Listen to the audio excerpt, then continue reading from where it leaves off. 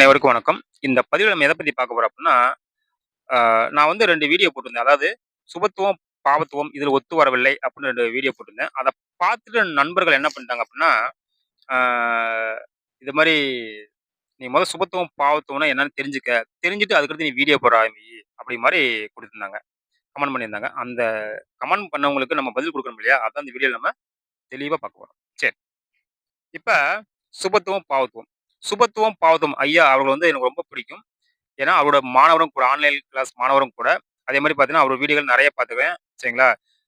அவரோட விதிகள் எல்லாம் பெரும்பாலும் அந்த தொழில் சார்ந்த விதிகள் கரெக்ட்டா இருக்கும். ஒண்ணும் பிரச்சனை இல்ல. சில அந்த பலன் சொல்ற விஷயத்துல எனக்கு கொஞ்சம் அவரோட விதிகள் எனக்கு அவருக்கு கொஞ்சம் முரண்பாடு இருக்கு. வேற ஒண்ணும் இல்ல. ஐயா அவரு எனக்கு அவர் குரு தான். சரிங்களா? எனக்கும் அவர் குரு தான்.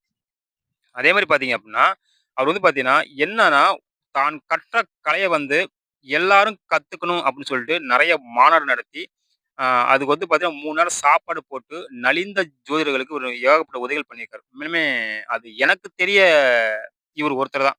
இதுவரைக்கும் நான் கேள்விப்பட்டதும் இல்ல, பார்த்ததும் இல்ல. சரிங்களா? ஐயாவோட பேர சொல்லக்கூட எனக்கு தகுதி இல்ல அப்படின்னு தான் நான் நெனைக்கிறேன். சரிங்களா? ஏன்னா, அவரு மிகப்பெரிய கிரேட் மேன் அப்படிதான் நான் சொல்லுவேன். சரிங்களா? ஐயாவ பத்தி நான் ஒரு நாளும் விமர்சனம் பண்ணவே மாட்டேன். சரிங்களா? ஐயாவோட விதிகள்ல எனக்கு கொஞ்சம் முரண்பாடு இருக்கு. வேற ஒண்ணும் இல்ல. எல்லாரும் கொஞ்சம் சில சிலதா முரண்பாடு இருக்கு. அத வந்து எப்படி சரி பண்ணா, பாரம்பரிய மூலியமா தான் சரி பண்ண முடியும் அப்படிங்கிறது தான் என்னுடைய கான்செப்ட். சரிங்களா? சரி. இப்ப நம்ம விஷயத்துக்கு வருவோம்.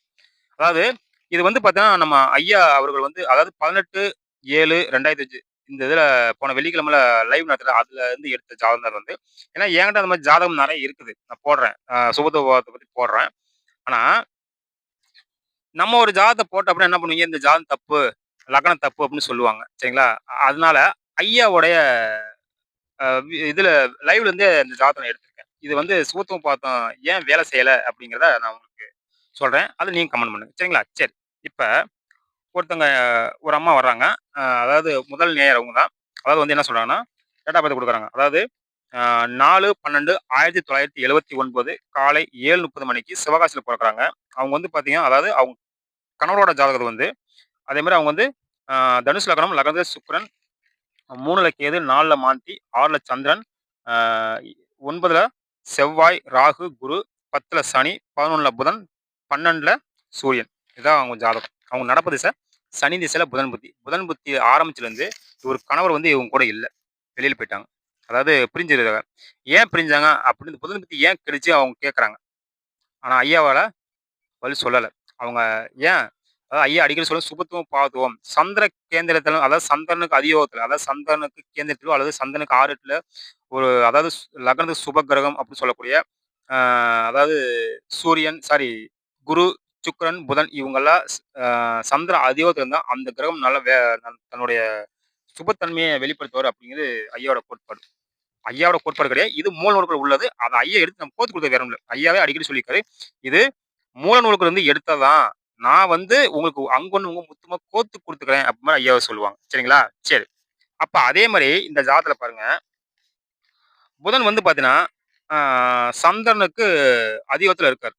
அதாவது ஐயா அவர்கள் சொல்லுவாங்க, கார்த்திகை தீபம் தான் மிகப்பெரிய சாரி கார்த்திகை பௌர்ணமி தான் மிகப்பெரிய பௌர்ணமி. அதுல வந்து சந்திரன் மிகப்பெரிய பலத்தோட இருப்பாரு அப்படி மாரி சொல்லுவாங்க.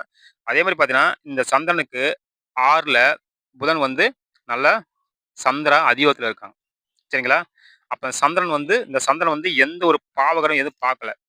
அப்ப சந்திர அதியோகத்துக்கு இந்த புதன் வந்து ஏன் கெடுத்துச்சு அப்படின்னு ஐயா பதில் சொல்லணும் இல்லையா? ஆனா ஐயா அவங்க சொல்லல. ஏன்னா இதுக்கு புதனுக்கு விடை குடுக்கணும் அப்படின்னா, பாரம்பரியத்த கையில எடுத்தா தான் பதில் பதில் குடுக்க முடியும். இல்ல முடியாது. சரிங்களா?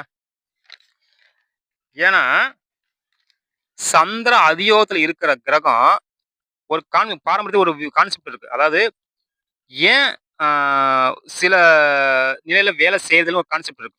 அதாவது ஒரு சுப கிரகத்துக்கு 2 பக்கம் பாவகிரகம் இருந்துச்சு அப்படின்னா, அந்த கிரகம் வேலை செய்யாது. இது பாவகிரகத்தையே தோஷம் சொல்லுவாங்க. அதே மாரி பாவகிரகங்களுக்கு இரு பக்கமும் சுபகிரகம் இருந்துச்சுன்னா, அந்த பாவகிரகம் நல்லது செய்யும் அப்படின்னு ஒரு கான்செப்ட் இருக்கு. அதே மாரி இந்த கிரகம் பார்த்தீங்கன்னா, லக்னத்துக்கு 7 கூடியவரு. நடக்கிற திசை சனி திசை. லக்னத்துக்கு 10லிருந்து 7ஆம் பார்வையாக சனி 10வது பார்வையாக 7ஆம் இடத்தையும் பார்க்கிறாரு. அந்த 7ஆம் இட அதிபதி லக்னத்துக்கு 11ல உட்கார்ந்து 2 பக்கம் பாவகிரகம் உட்கார்ந்து குடும்பத்த கெடுக்கிறார். அதே மாரி பாருங்க, அந்த சனி 12ஆம் இடத்தையும் 7ஆம் இடத்தையும் பார்க்கிறாரு. நம்ம இந்த ஜாதகம் பார்த்தோம்னு சொல்லலாம். 12ஆம் இடத்துல பாவகிரகம் இருந்துச்சு, சனி இதெல்லாம் சம்மந்தப்பட்டாங்க அப்டின்னா, அவங்க வந்து பார்த்தீங்கன்னா, இல்லற வாழ்க்கைய விட்டு வெளியேறுவாங்க அப்படிங்கிறது பாரம்பரிய விதி. சரிங்களா? இந்த விதி அப்படியே பெர்ஃபெக்ட்டா இருக்கு. எந்த இதும் மாறவே கிடையாது. சரிங்களா? ஆனா, ஐயா அவர்கள் சுபத்துவ பார்வைப்படி, இது ஏன் இந்த கிரகம் வேலை செய்யலங்கிறத சொல்லவே இல்ல. புதன் புத்திய பத்தி பேசவே இல்ல. அதுக்கடுத்து உடனே உங்க பையனோட ஜாதகத்த குடுங்கன்னு கேட்கறாங்க.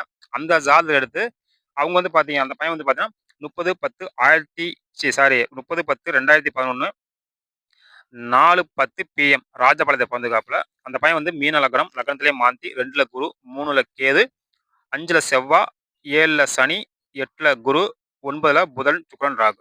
சரிங்களா? இதுல பாரம்பரியத்த கையில எடுத்து பேசுறாரு. சூரியன் நீசமாயிடுச்சு. அந்த சூரியன் செவ்வா பார்க்குறாரு. 9ல ராகு இருக்காரு. சனி 3ஆம் பார்வைய பார்க்குறாரு. அப்டின்ட்டு ஒரு கான்செப்ட்ட பாரம்பரியத்த கையில எடுத்து சொல்றாரு. சரிங்களா? ஆனா,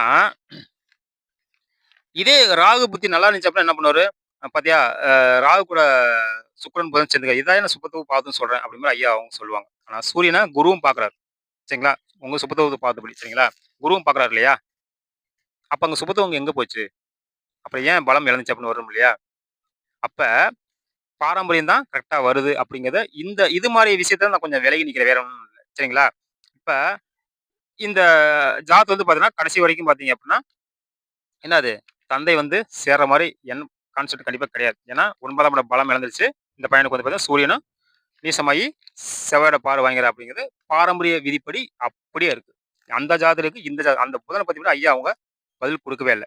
உங்களுக்கு இந்த புதன் ஏன் வேலை செய்யலன்னு சுபத்துவ பாவத்துவ கோட்பாடு இருந்தா பதில் சொல்லுங்க. நான் தெரிஞ்சுக்கிறேன். சரிங்களா? உங்களுக்கு ஒவ்வொரு பதிவிலும் பார்த்தீங்க அப்டின்னா, அத பத்தி உங்களுக்கு வந்து சுபத்துவம் பார்த்து எந்த ஜாதகம் செட் ஆனாலும் உங்களுக்கு பதில் குடுத்துட்டே இருக்கிறேன். சரிங்களா?